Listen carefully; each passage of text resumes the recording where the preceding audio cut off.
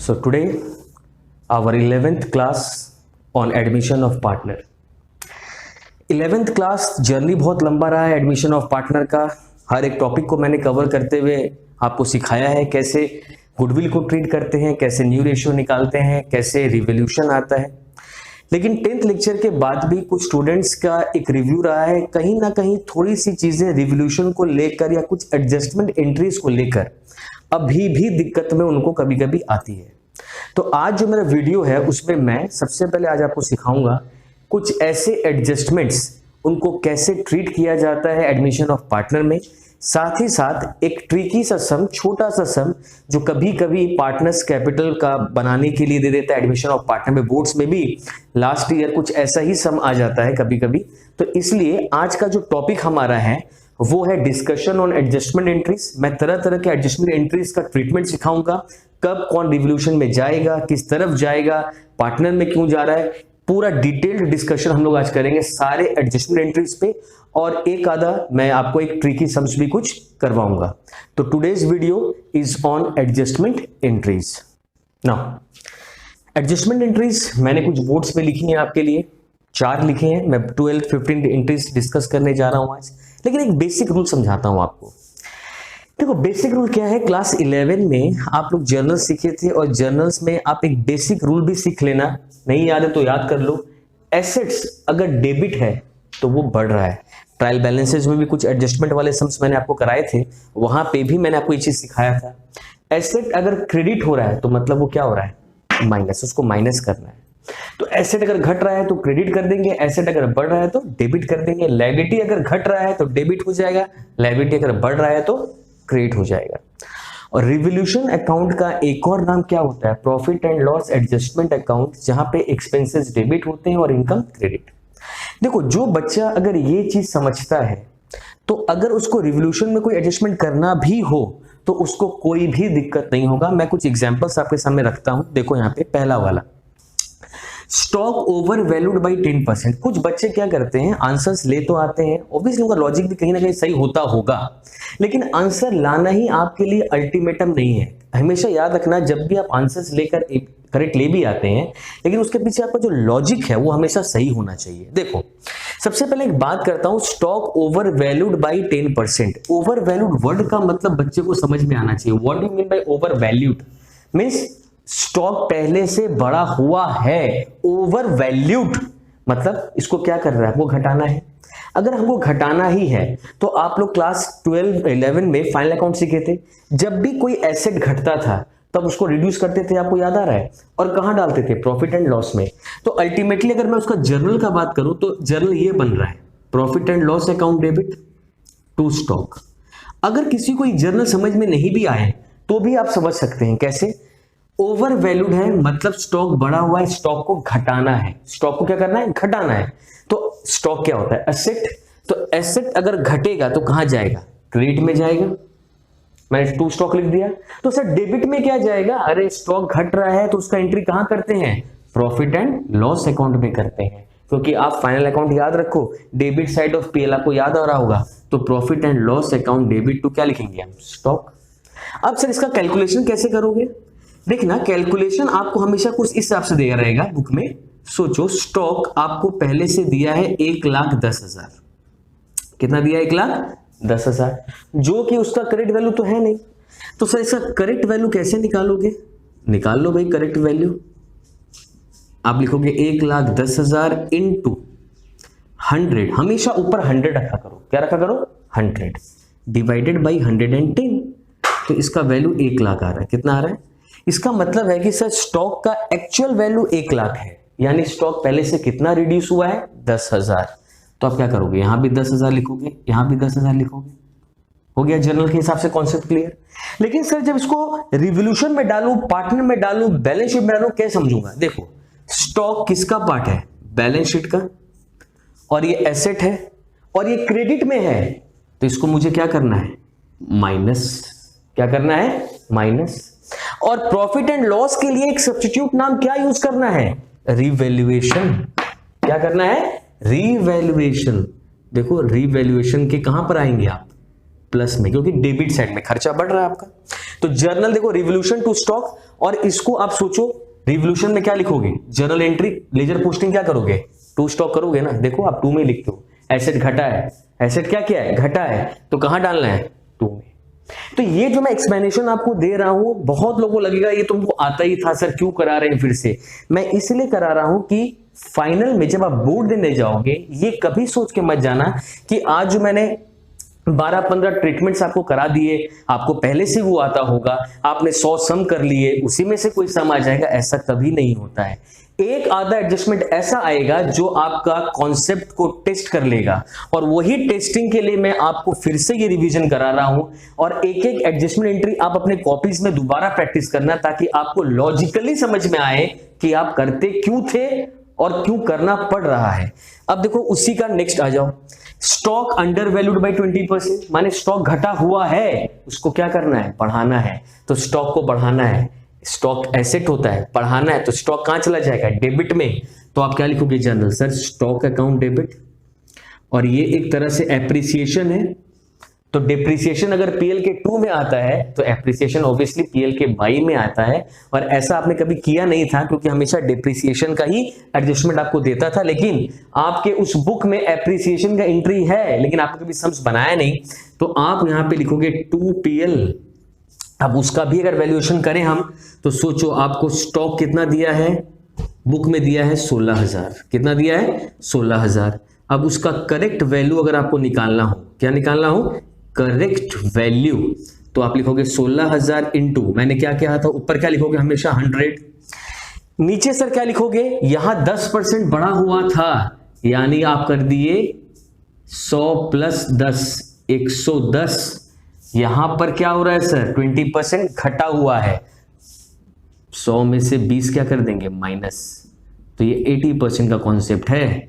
अगर इसको आप 80 करोगे तो 20,000 आएगा। इसका मतलब क्या है सर, स्टॉक का एक्चुअल वैल्यू था 20,000, इसका मतलब स्टॉक 4,000 बढ़ेगा, कितना बढ़ेगा, 4,000। देखो अब स्टॉक डेबिट में है, तो आप इसको बैलेंस शीट में क्या कर देते हो, प्लस करते हो ना, और क्योंकि ये रिवोल्यूशन के अगेंस्ट में यूज होता है, सब्स्टिट्यूट करेगा रिवोल्यूशन इसको, तो ये रिवोल्यूशन में कहां आएगा, क्रेडिट साइड में। देख लो स्टॉक में क्या लिखोगे, 2PL, और PL में क्या लिखोगे, बाई स्टॉक। तो हम तो खाली रिवोल्यूशन के बारे में सीखना है, स्टॉक अकाउंट हम लोग बनाते नहीं है, तो आप रिवोल्यूशन में क्या लिखने वाले हो, बाई स्टॉक। देखो एसेट बढ़ गया, तो देखो ये जो कॉन्सेप्ट है ना, मैं बड़ा आसानी से आपको बता सकता था, अरे यार एसेट बढ़ा है क्रेडिट में डाल दे, एसेट घटा है डेबिट में डाल दे, मैंने कराया नहीं था आपको, ताकि एक अंडरस्टैंडिंग आपको हो जाए।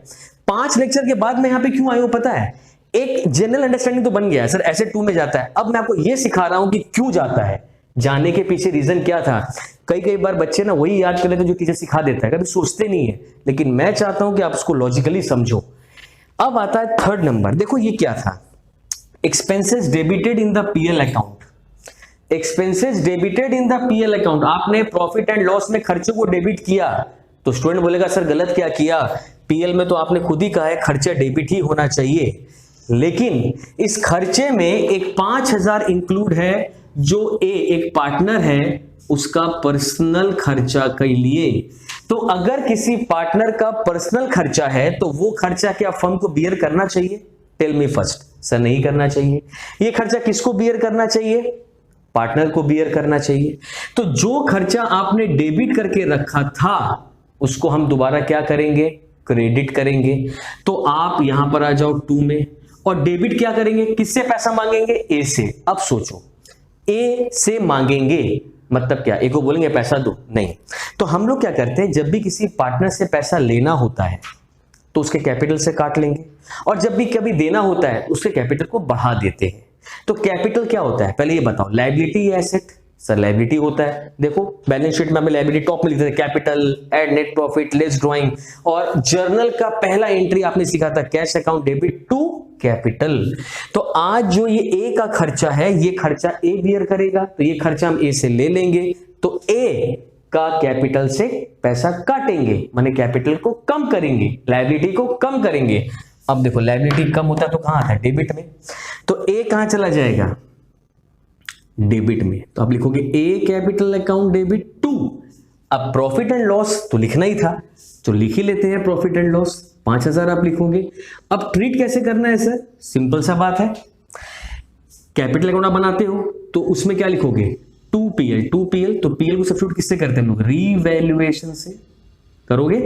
तो आप ए के कैपिटल अकाउंट में लिखोगे टू रिवोल्यूशन, देखो डेबिट साइड में जा रहा है और रिवोल्यूशन बढ़ जाएगा, क्या लिखोगे बाई ए कैपिटल 5000। आपने ये एडजस्टमेंट किया है और जब मैंने भी इसको कराया है, लेकिन हमेशा याद रखना कि अकाउंटेंसी में सम्स को याद नहीं करना है, लॉजिक।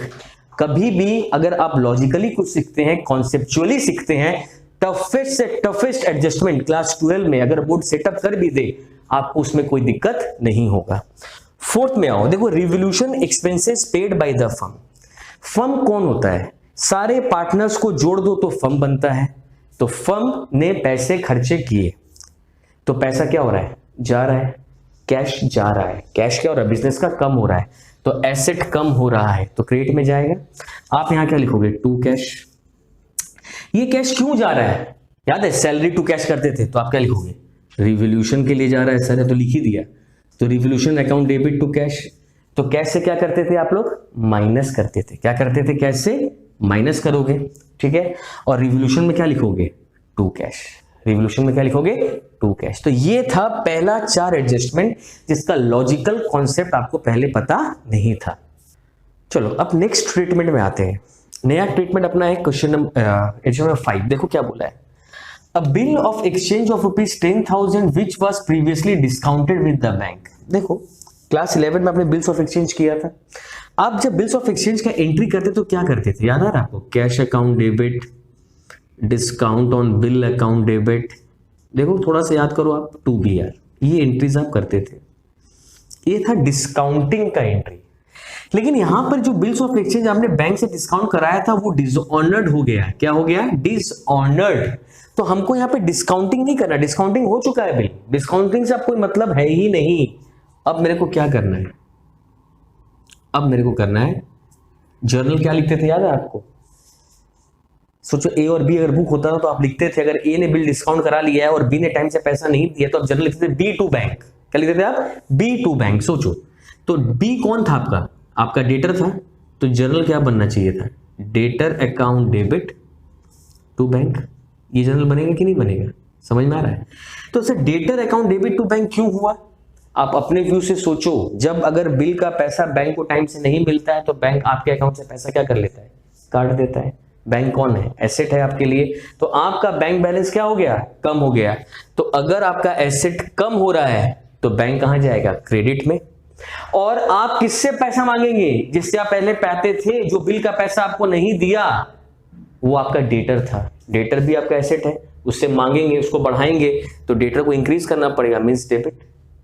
तो ये जो ट्रांजैक्शन हो जाता था अपना, सोचो बिल कितने का था, 10,000 का था ना, 10,000 का था। तो ये जो ट्रीटमेंट है ये रिवोल्यूशन में कभी जाता ही नहीं है।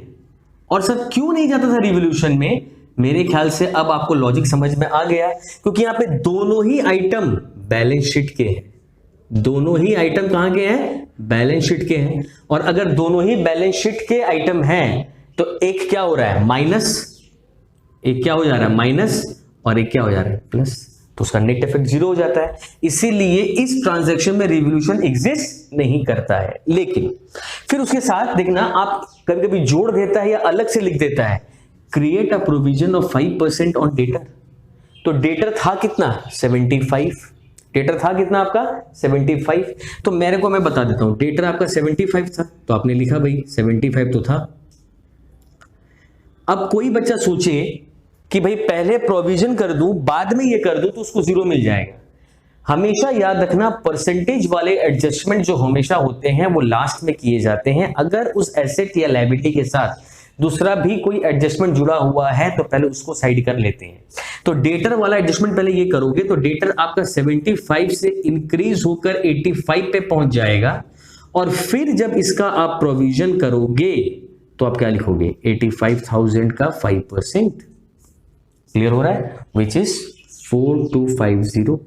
तो ये एडजस्टमेंट तो आपको आता है सर, एक बार रिवोल्यूशन का डेबिट में जाना और एसेट से कम करना, डेटा से कम, ये तो आपको जाता है, बेसिक सा मैं नहीं कर रहा। लेकिन ये जो लॉजिक था, ये लॉजिक मेरे को लगता है क्लियर हो गया होगा। बहुत लोगों को डाउट हो जाता है कि सर ये बिल यहाँ पे जो आप लिखे हैं इसका कोई रूल नहीं है, कोई रूल है ही नहीं, कोई बिल तो था ही नहीं, बिल तो कब का कैंसल्ड हो चुका है। तो यहां पर डेटर और बैंक का रोल प्ले होता है, ना कि बिल्स रिसीवेबल का। तो ये एडजस्टमेंट हुआ।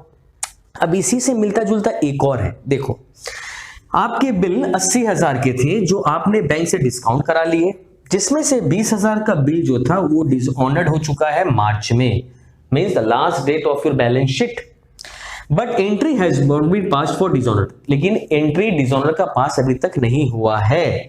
Due date of other bill falls after March. अब देखो मतलब क्या है, अगर आपने बिल डिस्काउंट कराया, डेटर आपके बुक में 1.5 लाख का और ये, तो जब आप यहाँ पे जर्नल लिखोगे डिसऑनर का, debtor account debit to bank, ये तो मैंने आपको लॉजिकली सिखा ही दिया है, सबको समझ में आ ही गया डेटर टू बैंक क्यों करते हैं। बिल कितना का डिस्काउंट कराए थे? 80 का। डिसऑनर कितना का हुआ? 20 का। कब? मार्च में। बाकी का ड्यू डेट कब फॉल होगा? मार्च के बाद। तो मार्च का पोजीशन क्या है, हमको उसका एंट्री करना है। मार्च के बाद क्या होगा उसके लिए भी नहीं सोचना है। इसका मतलब है सर डिसऑनर तो सिर्फ 20 का ही हुआ ना, तो फिर एंट्री कितना होना चाहिए? 20 का। सर बाकी 60 कहां गया? अरे बाकी 60 तो मार्च के बाद आएगा, तो नेक्स्ट ईयर का ट्रीटमेंट होगा। नेक्स्ट ईयर पता नहीं पैसा मिलेगा कि नहीं मिलेगा। तो एट द 31 मार्च मेरा क्या पोजीशन है कि 20,000 का बिल डिसऑनर हुआ, तो आप यहां 2020 करोगे। क्लियर है? और प्रोविजन जो बनेगा वो कितना पे बनेगा? डेटर 1.5 लाख था, उसमें 20 प्लस कर दो, यानी 5% ऑफ 170। क्लियर हो रहा है? तो ये आ जाएगा 8,500। समझ में आएगी आपको कैसे मैंने जोड़ा? 170 150 था, उसमें 20 जोड़ा, तो ये हुआ। फिर एक और आते हैं, रिवोल्यूशन एक्सपेंसेस पेड बाय ए। देखो इसके पहले वाले मैंने लिखा था revolution expenses paid by firm. तो अगर खर्चा फर्म करता था तो आप लिखते थे रिवोल्यूशन एक्सपेंसेस। तो यहां पे सर क्या लिखेंगे हम? रिवैल्यूएशन एक्सपेंसेस तो लिखना ही पड़ेगा, कोई खर्चा डेबिट है, खर्चा हुआ है। 2 सर एक यही लिख दीजिए, एक यही लिख दीजिए। अरे ऐसे मत सोचा करो, थोड़ा ध्यान दो। ये खर्चा किसका था? फर्म का, ऑब्वियसली। पे किसने किया? ए।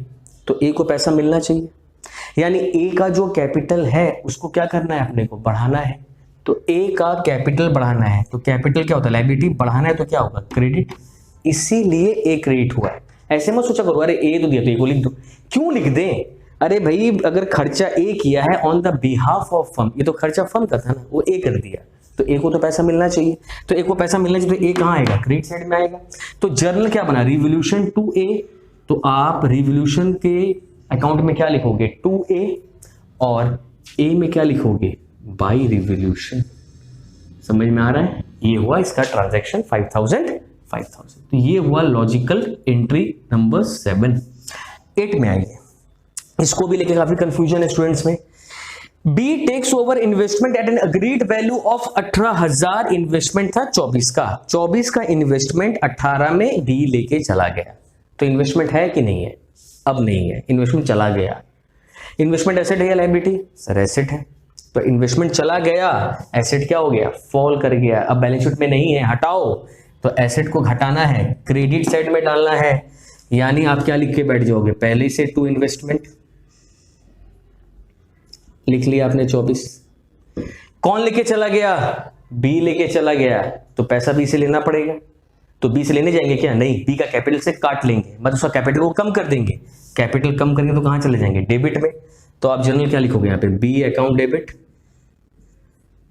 18,000, और 6,000 जो घटा सर वो तुम जानते हैं रिवोल्यूशन घटता है तो कहां जाता है? पीएल में डाल दो, या हम लोग पीएल की जगह पे तो सब्स्टिट्यूट करके रखिए रिवोल्यूशन, तो रिवोल्यूशन भी लिख सकते हैं। तो जर्नल क्या हुआ? जर्नल क्या हुआ? ये जर्नल बनेगा।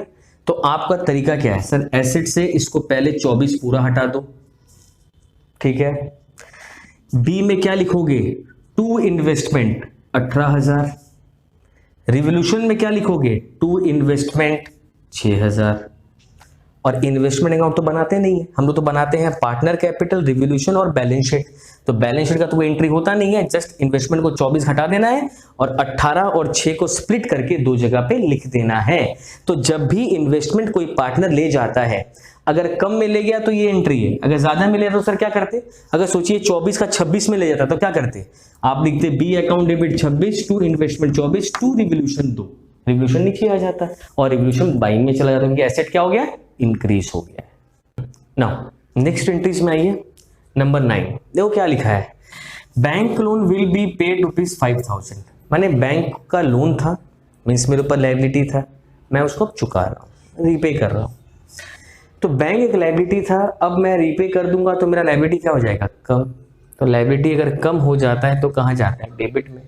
तो आप क्या लिखोगे, सर मैं तो लिखूंगा बैंक लोन अकाउंट डेबिट। पे कर रहे हो ना, तो क्या जा रहा है आपका, कैश जा रहा है, या तो चेक से पेमेंट कर रहे हो, जो भी कर रहे हो, तो कैश जा रहा है, means cash is our asset, asset reduce हो रहा है तो कहाँ जाएगा, क्रेडिट में। तो आप क्या लिखोगे, टू कैश अकाउंट, होगा ना 5,000। तो अल्टीमेटली क्या हुआ सर, देखिए आपका लायबिलिटी कम हो गया, आपका एसेट भी क्या हो गया, कम हो गया। ये दोनों कहाँ अपियर होते हैं, बैलेंस शीट में। तो इसके लिए रिवोल्यूशन यूज करने का जरूरत पड़ा ही नहीं, दोनों को क्या कर दी, माइनस कर दी। देखो इस तरह के सम्स आपने किए हैं और आप जब ये देखोगे तो आपको लगे तो मेरा किया हुआ है, लेकिन मैं बार बार फिर क्या बोल रहा हूं कि आप ये सारे एडजस्टमेंट एक जगह पे लिख लेना आराम से, और इसी से मिलते जुलते चीजों को प्रैक्टिस करना, ताकि आपका देखो क्या है अल्टीमेटली इतनी मेहनत के पीछे कारण क्या है कि जब बोर्ड में पेपर आए, बोर्ड में अगर क्वेश्चन आए तो मैं उसको सॉल्व कर दूं, और उसके लिए आपको चाहिए लॉजिक। इसीलिए अभी क्वेश्चन का आंसर लाकर खुश होने से कोई फायदा नहीं है, फायदा तब होगा जब वहां पर आप बैलेंस शीट टैली करें, करेक्टली 12 नंबर स्कोर कर पाओ। उसके लिए अपना लॉजिक को ठीक करो, कॉन्सेप्चुअल पढ़ाई करो। देखो यहाँ पे आउटस्टैंडिंग लायबिलिटी था 2000 का। अच्छा, तो बुक में सोचो आपको आउटस्टैंडिंग लायबिलिटी बोलकर एक जो आइटम लायबिलिटी साइड में दिया हुआ है 10,000 सपोज, तो एक आउटस्टैंडिंग लायबिलिटी, अभी आउटस्टैंडिंग लायबिलिटी 10,000 का था, तो ऐसे बहुत सारे लोग हो सकते हैं जो आपसे पैसा पाते थे, उसमें 2,000 रुपया ए ने पे कर दिया। ए आपका पार्टनर है, उसने ये काम प्राइवेटली कर दिया, लेकिन उसको रीइंबर्समेंट तो करना है। रीइंबर्समेंट वर्ड का मतलब होता है कि उसको दोबारा हमको पैसे देने हैं। तो फिर वही बात, आपका लायबिलिटी कम हो गया, तो लायबिलिटी कम हो जाएगा तो कहाँ चला जाएगा, कम होगा तो कहाँ आएगा, डेबिट में।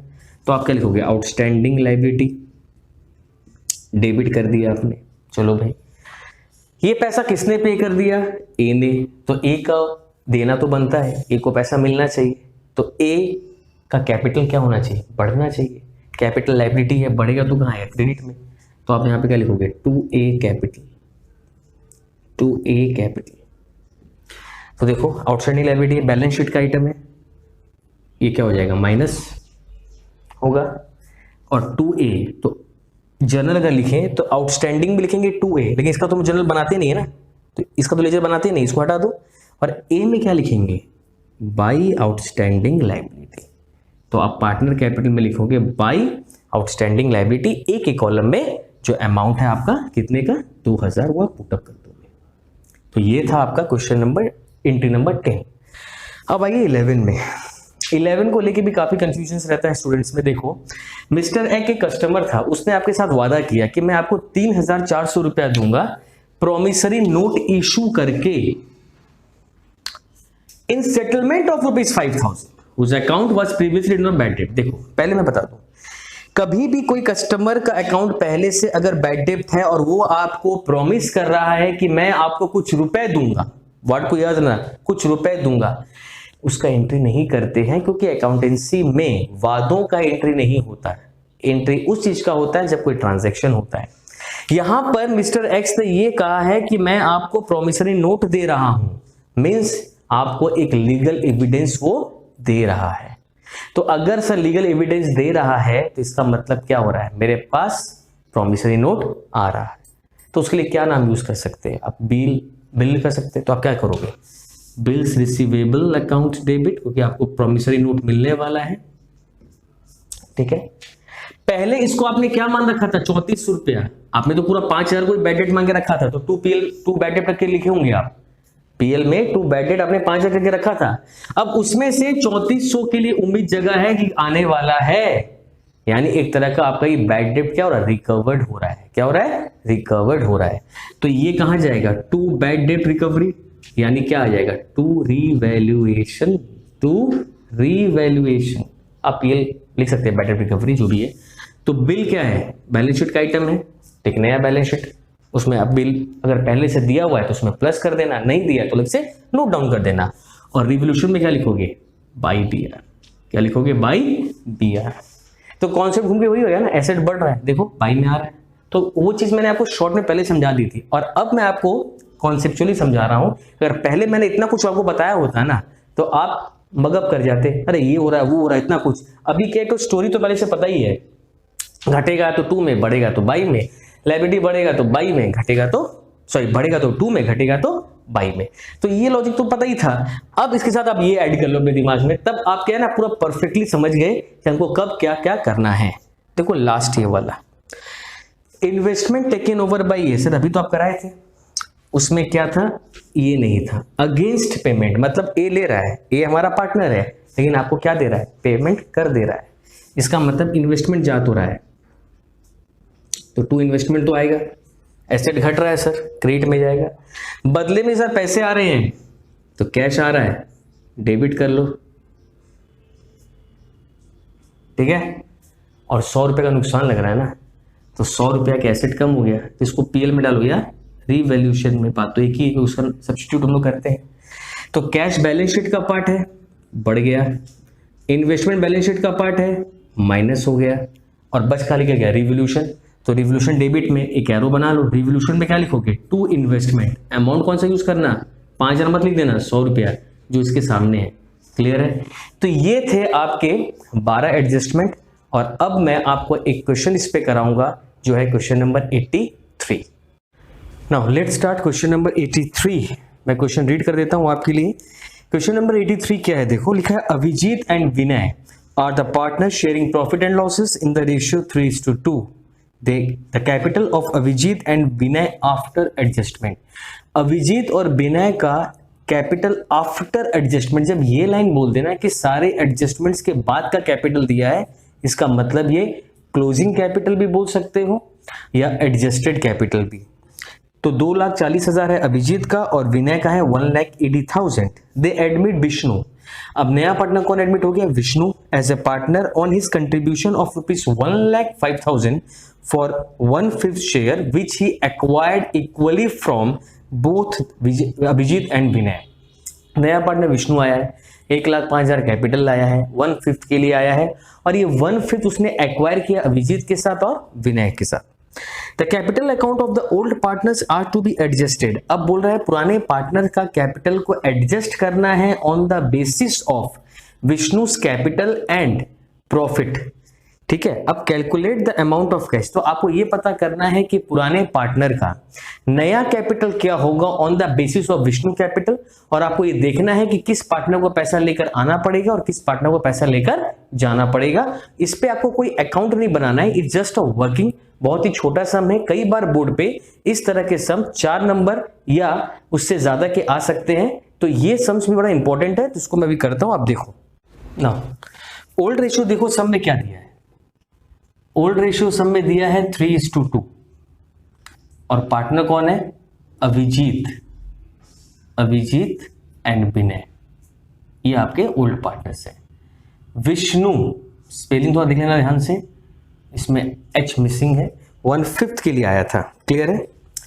चलिए मैं पहले सैक्रिफाइसिंग निकाल लूं, आप सबको आता है ये निकालना, अभिजीत का और विष्णु का सैक्रिफाइसिंग रेशियो।